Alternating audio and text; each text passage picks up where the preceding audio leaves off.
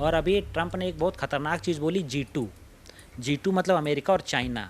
इसका मतलब अंदर अंदर अमेरिका ये सोच चुका है कि जो वेस्टर्न हेमीस्फीयर है वो उसके मालिक हम हैं और ईस्टर्न हेमीस्फीयर का मालिक चाइना है। राम के नाम पे बीजेपी की सरकार बन गई और सरकार बनने के बाद डबल इंजन की सरकार केंद्र और प्रदेश में, उसके बाद राम जी के मंदिर से चंदा चोरी। 18 साल से लेके 38 साल तक के जो युवा हैं वही इस सरकार को बदलने का काम करेंगे।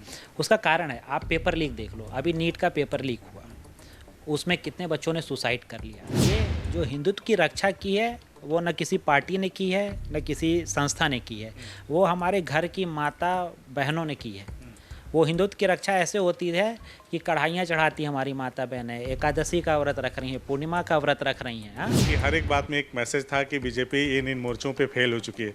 तो ये 12 साल बेमिसाल का जो ये लोग गांव-गांव यात्रा निकाल के लोगों को बता रहे थे, वो कौन सा बेमिसाल? अगर मैं अभी कुछ ऐसी बात बोल दूं जो सरकार को बुरी लग जाए, आप सरकार से कोई ऐसा क्वेश्चन पूछ दें कि चीज़ें ख़राब हो जाएं, तो कल आपके दरवाजे पे वेरियस डिपार्टमेंट आ जाएंगे कि आपका ये हुआ है कि नहीं, ये हुआ है कि नहीं, ये हुआ है कि नहीं। बड़े बड़े नेताओं के जो बच्चे हैं बच्चियां हैं वो लेटरल एंट्री के थ्रू आईएएस बन जा रहे हैं। जो संविदा पे नौकरियां आ रही हैं उसमें आप रिजर्वेशन अलाउ नहीं कर सकते, जिसको चाह रहे हैं वो ले रहे हैं। इन्होंने कहा था कि हम नमामि गंगे में गंगा को साफ़ कर देंगे, वो नहीं हो पाया। इन्होंने कहा था कि सभी गांव ओडीएफ हो गए हैं, अभी भी आप सुबह किसी गांव में चले जाइए आपको दिखेगा कि ओपन डिफिकेशन फ्री हमारे गांव नहीं हुए हैं। आपको पता है कि कश्मीर में लिथियम मिला था, हमारे पास यही टेक्नोलॉजी नहीं कि उस लिथियम को निकाल के हम प्यूरीफाई कैसे कर सकें। तो ऐसे बहुत सी चीज़ें हैं जो आत्मनिर्भर भारत को बताती हैं कि फेल है। हमारे लोग बड़ा हल्ला मचाते हैं कि 5वीं सबसे बड़ी अर्थव्यवस्था है, लेकिन आप प्रति व्यक्ति अगर जीडीपी पर कैपिटा की बात करेंगे तो हम लोग 100 से ऊपर 124वें नंबर पे हैं। हेल्थ की बात करें तो अभी भी हर व्यक्ति को अपने पॉकेट से 40,000 रुपये हर साल आउट ऑफ पॉकेट खर्च करना पड़ता है। 20 लाख जॉब सिर्फ यूपी में चाहिए कि हमारे बच्चे जो नए आ रहे हैं उनको हम जॉब्स दे सकें। 20 लाख जॉब, वो नौकरियां ये लोग प्रोवाइड ही नहीं कर पा रहे, 2 लाख जॉब तक नहीं दे पा रहे हैं। मैं तो कहता हूँ अपने लोगों से कि बीजेपी को हराने का काम तो अब बजरंगबली ही करेंगे, क्योंकि हमारे हनुमान चालीसा में कहते हैं कि राम दुआरे तुम रखवारे, होत ना आज्ञा बिन पैसारे, और सब सुख लहे तुम्हारी सरना, तुम रक्षक काहू को डरना। तो जिसके द्वार के रक्षक श्री हनुमान जी हैं, आप उनके यहाँ चोरी किए हैं तो आपको देना तो पड़ेगा ही।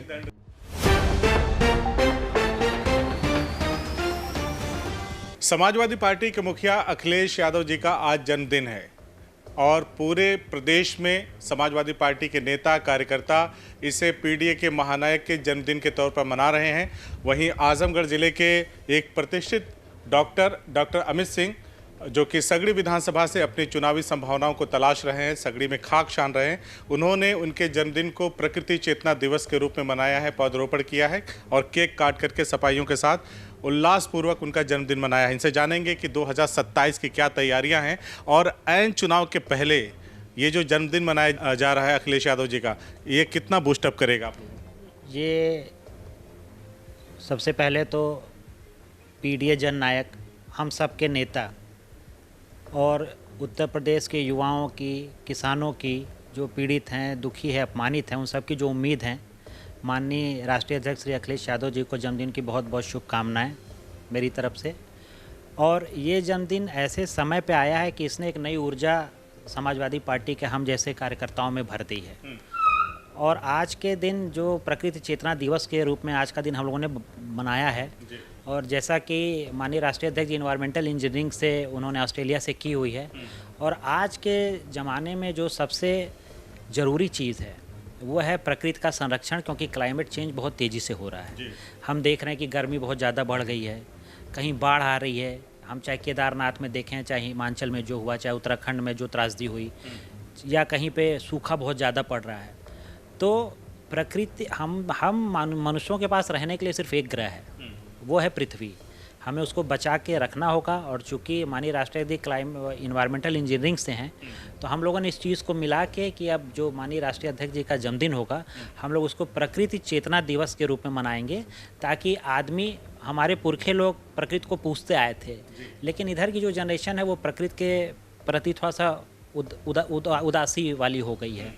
तो बस कि प्रकृति भी हमारे लिए बहुत ज़रूरी है, इस चीज़ को माननीय राष्ट्रीय अध्यक्ष के जन्मदिन से जोड़ के हमने आज प्रकृति चेतना दिवस के रूप में माननीय राष्ट्रीय अध्यक्ष जी का जन्मदिन मनाया है। 2027 का चुनाव भी अब सामने है, जिसकी तैयारियों में आप लोग जुटे हुए हैं, क्या संभावनाएं हैं इस बार? संभावनाएं बहुत अच्छी हैं और हम सभी समाजवादियों का ये मानना है कि 2027 में माननीय राष्ट्रीय अध्यक्ष जी मुख्यमंत्री बनने जा रहे हैं। और ये कोई एक इमोशनल मेरा वक्तव्य नहीं है। अगर हम देखें एक तरफ से अगर शुरू करें तो आत्मनिर्भर भारत फेल हो गया। आप ये देखें कि एक जो जहाज़ का डिकोडर होता है, जो एयर इंडिया का जो ब्लैक बॉक्स था, वो डिकोड होने के लिए अमेरिका जाता है। हमारे पास जो मोबाइल हैं, जो ब्रह्मोस हम कहते हैं बना रहे हैं, मिसाइल की जो बातें हम बना रहे हैं, या स्पेस टेक्नोलॉजी, इस सब में सेमीकंडक्टर और चीज़ें यूज़ होती हैं। वो सब में हम बहुत पिछड़े हुए हैं। क्रिटिकल मिनरल, अभी हमको पता है कि कश्मीर में लिथियम मिला था। हमारे पास यही टेक्नोलॉजी नहीं कि उस लिथियम को निकाल के हम प्यूरीफाई कैसे कर सकें।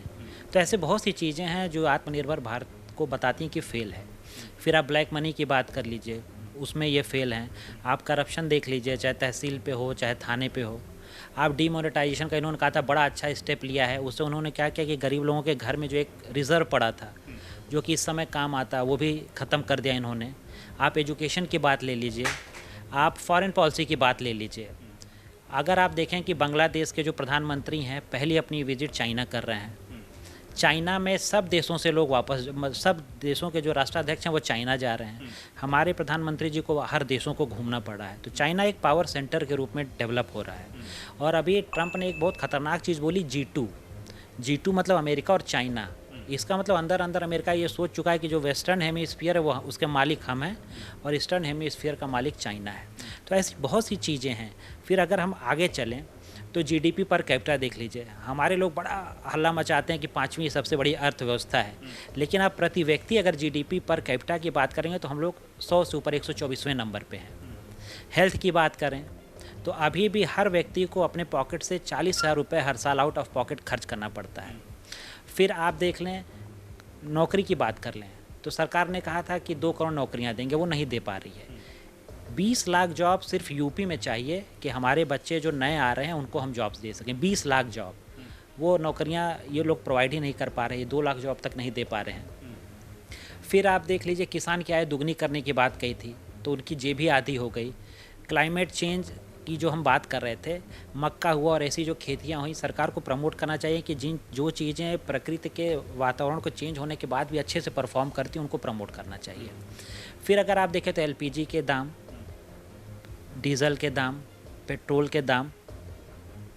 फिर आप देखें कि एक जो कहेंगे, एक यूनिवर्सिटी की बात कर लें। पहले यूजीसी होता तो क्या कहता था कि वो ग्रांट देता था यूनिवर्सिटीज़ को। अब क्या कर दिया कि अब वो लोन लेंगे और बच्चों को यूनिवर्सिटी लोन लेंगे। ये उन्होंने नया वो लाया है। अगर फिर देखें कि इन्होंने कहा था कि हम नमामि गंगे में गंगा को साफ़ कर देंगे, वो नहीं हो पाया। इन्होंने कहा था कि सभी गांव ओडीएफ हो गए हैं। अभी भी आप सुबह किसी गांव में चले जाइए, आपको दिखेगा कि ओपन डिफिकेशन फ्री हमारे गांव नहीं हुए हैं। आप देख लिए, रिजर्वेशन की बात करिए। एक बार इन्होंने चूँकि बोल दिया था कि रिजर्वेशन हम ख़त्म करेंगे, किसी आरएसएस के उन्होंने बोल दिया था, तो बिहार चुनाव में बहुत नुकसान हो गया था। तो अब ये लोग बोल नहीं रहे हैं रिजर्वेशन ख़त्म करेंगे, लेकिन दूसरे तरीके अपना रहे हैं। बड़े बड़े नेताओं के जो बच्चे हैं, बच्चियाँ, वो लेटरल एंट्री के थ्रू आईएएस बन जा रहे हैं। जो संविदा पे नौकरियाँ आ रही हैं उसमें आप रिजर्वेशन अलाउ नहीं कर सकते, जिसको चाह रहे हैं वो ले रहे हैं। और अगर पीडीए का कोई बच्चा पहुंच भी जा रहा है तो उसको लिख दे रहे हैं कि एनएफएस, नॉट फाउंड सुटेबल। तो नॉट फाउंड सुटेबल मतलब सीधा आप ये करो ना कि आप नालायक हो। तो ये कोई पैरामीटर नहीं है। नॉट फाउंड सुटेबल का क्या मतलब है? सिर्फ आप एनएफएस लिख दे रहे हो। फिर अगर आप देखें क्वेश्चनिंग की, अगर मैं अभी कुछ ऐसी बात बोल दूं जो सरकार को बुरी लग जाए, आप सरकार से कोई ऐसा क्वेश्चन पूछ दें कि चीज़ें ख़राब हो जाएं, तो कल आपके दरवाजे पे वेरियस डिपार्टमेंट आ जाएंगे कि आपका ये हुआ है कि नहीं, ये हुआ है कि नहीं, ये हुआ है कि नहीं। फिर आप अगर देखें, अच्छा इस सरकार के साथ क्या, किसी चीज़ में अगर ये स्मार्ट जोड़ देते हैं तो जनता डर जाती है। मीटर था ठीक चला था, स्मार्ट होते ही जनता की जेब कटने लगे, पटरी से उतर गया। सिटीज़ थी ठीक चली थी, स्मार्ट होते ही कि स्मार्ट सिटी है। इलाहाबाद हुआ, लखनऊ हुआ, क्या स्मार्ट है इसमें? अलीगढ़ जैसे शहर, अलीगढ़ कुछ भी नहीं हुआ। फिर आप देखें कि टेक्नोलॉजी, कोई भी देश 2 चीज़ों से आगे बढ़ता है, साइंस से और टेक्नोलॉजी से।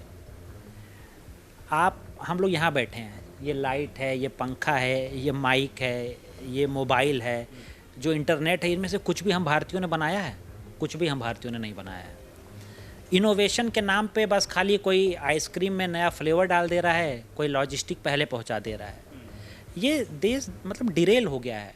इनोवेशन का मतलब होता है कि वो चीज़ जो दुनिया में कभी हुई ना और हमारे और आपके जीवन को बदल दे, वो इनोवेशन होती है। और यहाँ के इंडस्ट्रियलिस्ट जिनका हम गुणगान करते हैं, मैं उन्हें बहुत अच्छी बात है, वो सक्सेसफुल लोग हैं, बहुत मेहनती लोग हैं, लेकिन हमारे पास अभी एलॉन मस्क या और लोगों के टक्कर के टेक्नोक्रेट वो नहीं है। एक भी बंदा नहीं जो टेक्नोक्रेट हो, जो ऐसी चीज़ लॉन्च करे कि पूरी दुनिया को बदल दे। तो ऐसी बहुत सी चीज़ें हैं। अब वल्नरेबिलिटी देख लीजिए, अगर एक आदमी आज एबव पावर्टी लाइन है, अगर उसके घर में किसी को कैंसर हो जाए तो वो गरीबी रेखा के नीचे चला जाएगा। तो ऐसी बहुत सी चीज़ें आप वो देख लीजिए, वुमेन एम्पावरमेंट का देख लीजिए। यूपी में सबसे ज़्यादा जो दलितों के खिलाफ सबसे ज़्यादा केस यूपी में है, महिलाओं के खिलाफ सबसे ज़्यादा केस यूपी में है, महिला उत्पीड़न के सबसे ज़्यादा दहेज हत्या के केस यूपी में है। और ये मैं नहीं करा, ये एनसीआरबी की रिपोर्ट कर रही है। एक्सचेंज रेट देख लीजिए, रुपया 90 के ऊपर है, 100 छू सकता है। अब इसमें लोग कहते हैं कि रुपया बढ़ रहा है तो कोई बात नहीं है। क्यों नहीं बात है? हमारा देश इंपोर्ट डिपेंडेंट इकोनॉमी है। जब हम इंपोर्ट करते हैं तो हमारा रुपया मजबूत होना चाहिए, क्योंकि हमारा इंपोर्ट सस्ता हो जाएगा। चाइना एक्सपोर्ट डिपेंडेंट इकोनॉमी है, तो वो जानबूझ के अपने रुपए को मजबूत नहीं होना देता है, वो कम रखता है उसको, वो बार बार उसको डिवेल्युएट कर देता है, क्योंकि वो एक्सपोर्ट डिपेंडेंट इकोनॉमी है। आप यूथ का देख लीजिए, यूथ में कहते हैं कि हमारा ये डेमोग्राफिक डिविडेंड है। हमारा डेमोग्राफिक डिविडेंड ये तो हमारा कर्ज में बदल जाएगा। क्यों बदल जाएगा? क्योंकि अभी क्या है कि 20 लाख मैंने बताया कि नौकरी चाहिए हर बार। आप ये सोचिए कि अभी 41,000 होमगार्डों की जो रिज़ल्ट आए हैं, उसके लिए 80 से 90 लाख युवाओं ने दिया है एग्ज़ाम। हर परीक्षा में अभी आप पिछले साल ये युवाओं की संख्या लगभग 70 लाख थी, इस साल जितने एग्ज़ाम हुए वो 90 लाख है। 20 लाख युवा हर साल जुड़ रहे हैं। और असमानता की बात कर ले, अगर इनइक्वलिटी की बात करें, बहुत सी चीज़ें हैं। मुझको लगता है रात हो जाएगी। आपने इतनी सारी बातें बता दी और आपकी हर एक बात में एक मैसेज था कि बीजेपी इन मोर्चों पे फेल हो चुकी है। तो ये 12 साल बेमिसाल का जो ये लोग गांव-गांव यात्रा निकाल के लोगों को बता रहे थे, वो कौन सा बेमिसाल था? ये 12 साल देश बेहाल है। देखिए, ये मंदिर की बात करते हैं, और मंदिर सबके जीवन में ज़रूरी है। प्रभु राम सबके आदर्श हैं, और ये जो हमारा हिंदुत्व है ये आज का नहीं है, ये हज़ारों साल पुरानी परंपरा है। और ये जो हिंदुत्व की रक्षा की है वो न किसी पार्टी ने की है, न किसी संस्था ने की है, वो हमारे घर की माता बहनों ने की है। वो हिंदुत्व की रक्षा ऐसे होती है कि कढ़ाइयाँ चढ़ाती हमारी माता बहनें, एकादशी का व्रत रख रही हैं, पूर्णिमा का व्रत रख रही हैं। हाँ, वो जब छोटे रहते थे हम लोग होता था कि नहीं को चीज़ों का ध्यान रख करके पूजा पाठ करते रहे। हाँ, पूजा पाठ करते रहते थे। अब हम लोग जैसे बहुत से बच्चे होते कि नॉनवेज खाना है तो घर के बाहर भेज दिया जाता था सबको, तेल ऊपर से ऐसे डलवाती थी। तो उन्होंने की है इसकी रक्षा। और देखिए, 2 तरह का ज्ञान होता है। एक होता है आत्मज्ञान, जो आदमी के लिए ज़रूरी है। वो चाहे हम हिंदू हों तो मंदिर से आएगा, हम मुस्लिम हो तो नमाज से आएगा, क्रिश्चियन हो तो प्रेयर से आएगा, वो सिख हों तो गुरुद्वारे से आएगा। तो आत्मज्ञान के लिए स्पिरिचुअलिटी और टेंपल बहुत ज़रूरी हैं। लेकिन बाहर के जो ज्ञान है, विज्ञान जो है, वो विज्ञान ही इस देश को वो करेगा, विकास करेगा। तो आत्म विकास तो स्पिरिचुअलिटी से हो जाएगा, लेकिन भारत का विकास विज्ञान से होगा। और मुझे दिक्कत इस बात से है कि यहाँ का युवा इस बात को समझ नहीं रहा है। और एक चीज़ अभी मुझे याद आ गई, और यूँ कहें कि समझने लायक स्थिति से उनको बाहर निकाल दिया गया है। एक चीज़ मैं लेकिन कह रहा हूँ कि 2027 में 18 साल से लेके 38 साल तक के जो युवा हैं वही इस सरकार को बदलने का काम करेंगे। उसका कारण है, आप पेपर लीक देख लो। अभी नीट का पेपर लीक हुआ, उसमें कितने बच्चों ने सुसाइड कर लिया। अच्छा क्या होता है कि बच्चा 1 साल 2 साल तैयारी करता है, फिर लीक हो जाता है पेपर। और हम लोग भी एग्ज़ाम दिए नीट का, इस बार हम सेलेक्ट हो गए, हमें नहीं पता कि अगली बार देंगे, क्योंकि 1-2 क्वेश्चन ऊपर नीचे होने में 500 हज़ार रैंक आगे पीछे हो जाती है। फिर हमारे बच्चे नौकरी के पेपर लीक के लिए निकले तो उनके ऊपर लाठी चार्ज हो गया, किसी का सिर फोड़ दिया किसी ने। अभी अगर मैं एक दिन देख रहा था कि पिछले 10 साल में लगभग 80 या 90 पेपर लीक हुए हैं। अच्छा, सबसे बड़ी बात, हाल में फिर महाराष्ट्र में पेपर लीक, अभी महाराष्ट्र में पेपर लीक हो गया। अच्छा, जिम्मेदारी नहीं। पहले के नेता थे, कुछ हो जाता था, एक ट्रेन एक्सीडेंट हो जाता था तो अपने पद से इस्तीफा दे देते थे। पेपर लीक हुआ, जो शिक्षा मंत्री हैं, चाहे ट्रेन जब एक्सीडेंट बहुत होते थे, तो चाहे हमारे रेलवे के जो मंत्री हैं, चाहे अगर एथेनॉल की बात आती है, हमें BMW के CEO ने कहा है कि 20% से ऊपर का एथेनॉल गाड़ियों के लिए कंफर्टेबल नहीं है, उससे गाड़ियों का माइलेज ख़राब होगा, गाड़ियाँ ख़राब होंगी। तो ऐसी बहुत सी चीज़ें, अगर हम लोग इस पे बात करें, मुझे लगता है घंटों हम लोग को बात करनी पड़ जाएगी।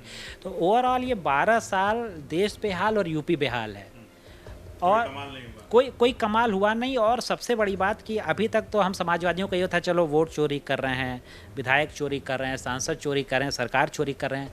अब इन्होंने हमको और पीछे छोड़ दिया। ये हमेशा हमको आश्चर्य में डाल देता है, इन्होंने भगवान राम का चंदा ही चोरी कर दिया। जिस राम के नाम पे बीजेपी की सरकार बन गई, और सरकार बनने के बाद डबल इंजन की सरकार केंद्र और प्रदेश में, उसके बाद राम जी के मंदिर से चंदा चोरी। और सबसे बड़ी बात कि हमारे जो मुख्यमंत्री और माननीय योगी जी हैं, उनके रहते ये होना मतलब ये और बड़ा पाप है। जैसे अगर आपके ऊपर जिम्मेदारी हो, आप उस चीज़ में हो, तो बहुत बड़ा पाप है।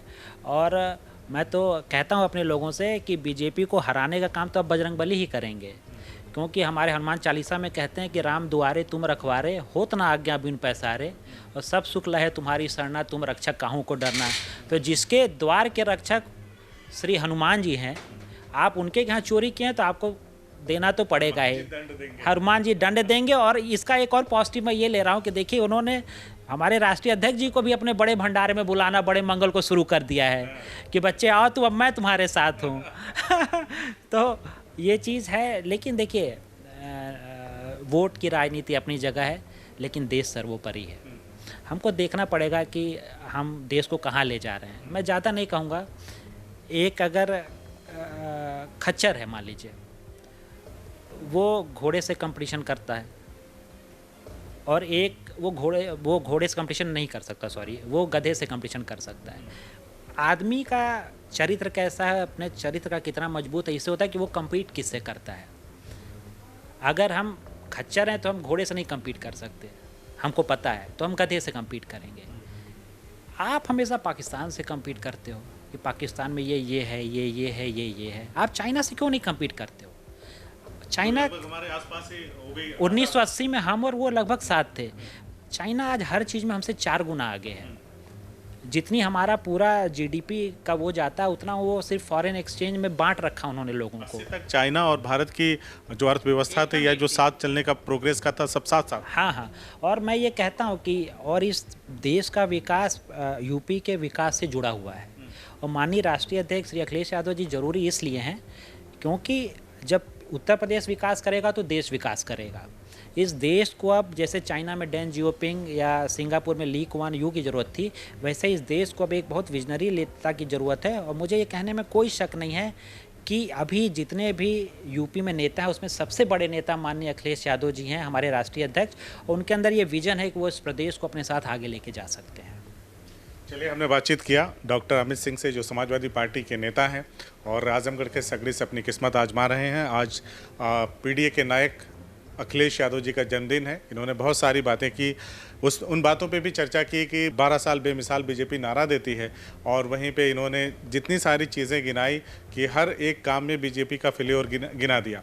आप क्या कहते हैं इस पूरी वीडियो पे? कमेंट करके अपनी राय ज़रूर दीजिएगा, और ज़्यादा से ज़्यादा इस वीडियो को शेयर कीजिए। हमसे बातचीत करने के लिए आपका बहुत बहुत शुक्रिया। बहुत बहुत शुक्रिया वसीम भाई।